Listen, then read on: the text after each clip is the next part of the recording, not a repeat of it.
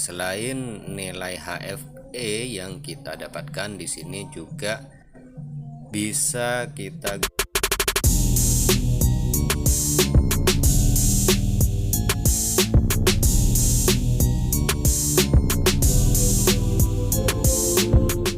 Assalamualaikum warahmatullahi wabarakatuh, sahabat Saripati Elektronika dimanapun Anda berada. Salam santun dan sehat selalu. Kali ini saya akan berbagi atau mengulas tentang multimeter dan penggunaannya. Multimeter digital DT830B. Seperti kita ketahui bersama, alat ini sering kita jumpai dan digunakan oleh tukang servis elektronik untuk mengecek komponen elektronika. Multimeter sendiri pada umumnya sering disebut avometer, yaitu alat ukur yang dapat mengukur ampere atau kuat arus, volt atau tegangan, dan ohm atau ohm hambatan. Nah, sedangkan multimeter sendiri adalah alat ukur yang dapat mengukur selain daripada ampere, volt, dan ohm, seperti dioda dan transistor. Nah, itulah perbedaan avo dan multimeter. Pada alat ini terdapat 3 titik, yaitu COM, V, dan A. Oke, langsung saja. Pertama-tama untuk menggunakan, kita colokkan hitam pada titik COM sebagai probe main dan merah pada titik V sebagai probe plus. Jangan sampai terbalik, karena jika terbalik nanti kita akan mengalami kesulitan saat melakukan pengetesan. Oke, selanjutnya kita coba tes tegangan volt DC. Kita putar arah selektor pada kolom V titik. Sebagai contoh, saya akan menggunakan sebuah baterai kecil, baterai baru, belum pernah dipakai. Apakah tegangan volt pada baterai ini sama seperti yang tertulis pada bodi baterai? Pada bodi baterai di sini tertulis 1,5 volt. Dan pada baterai ini sudah tertera kutub min dan plus. Bagian plus ini dan sebelahnya bagian min. Untuk mengukurnya, kita putar arah selektor pada voltase yang mendekati atau lebih tinggi dari voltase yang akan kita ukur. Kita letakkan saja di angka 20 karena baterai ini hanya 1,5 volt. Kita perhatikan tanda min dan plus pada baterai. Lalu kita tempelkan probe min pada min baterai dan probe plus pada plus baterai, dan terukur 1,58 volt. Artinya baterai normal sesuai dengan nilai yang tertera pada bodi baterai. Selanjutnya saya akan contohkan pengukuran pada output trafo yang sudah melalui dioda, sudah di DC kan. Kita tempel probe hitam pada main dan probe merah pada plus. Karena yang saya gunakan di sini 12 volt dan 12 volt, kita atur pada angka 200. Kita tes. Hasil pengukuran menunjukkan 21 volt.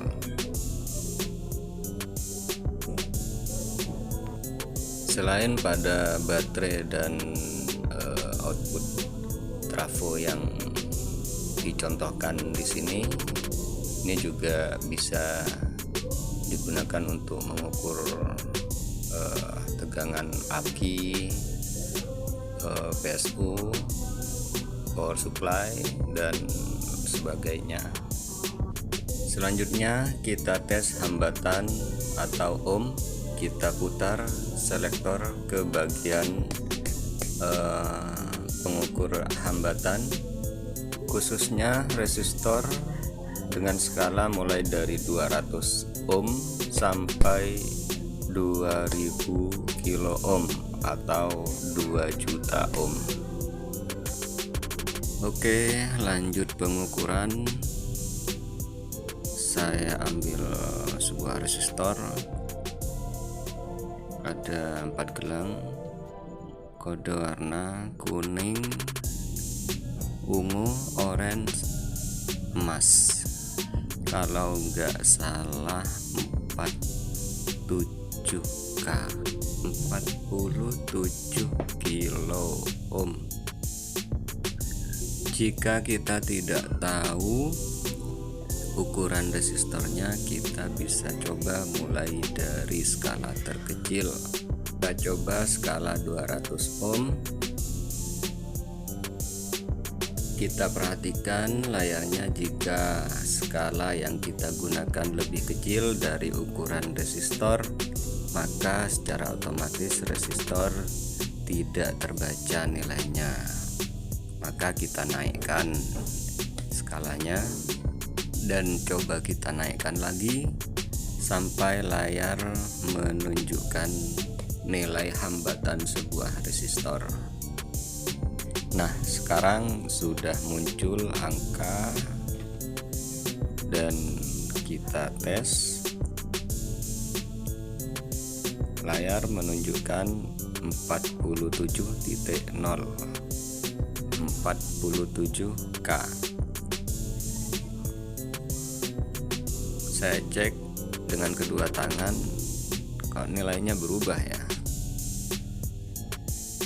Tapi setelah taruh di bawah tanpa tersentuh tangan, nilainya pas 47K, berarti resistor ini masih bagus.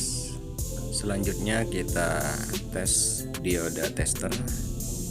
Kita putar selektor ke bagian bawah. Dioda tester ini bisa kita gunakan untuk mengecek jalur terhubung atau tidaknya dari sebuah rangkaian.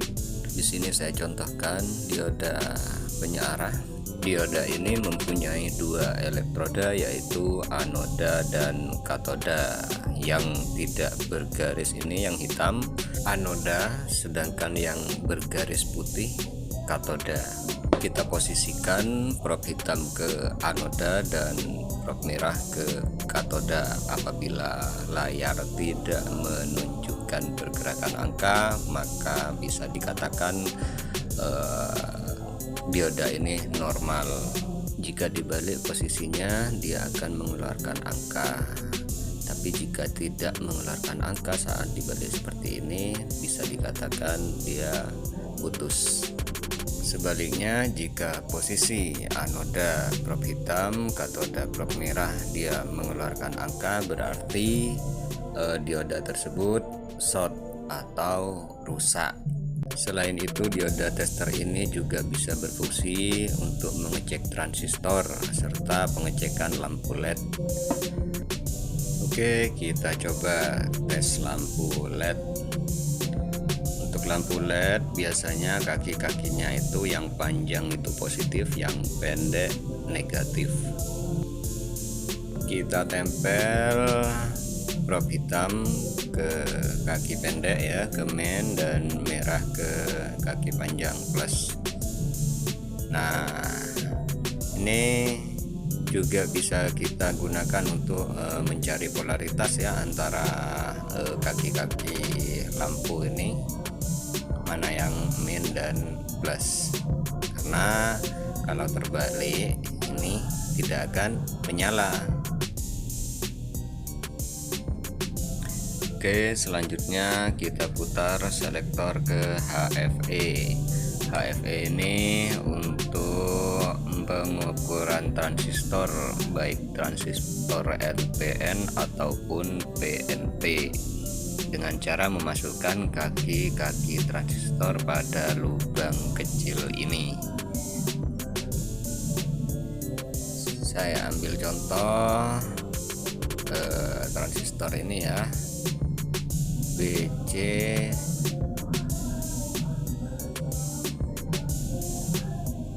547. Nah, transistor ini kita akan cek ya nilai HFE-nya. Kalau kita tidak tahu apakah ini NPN atau PNP, kita masukkan saja.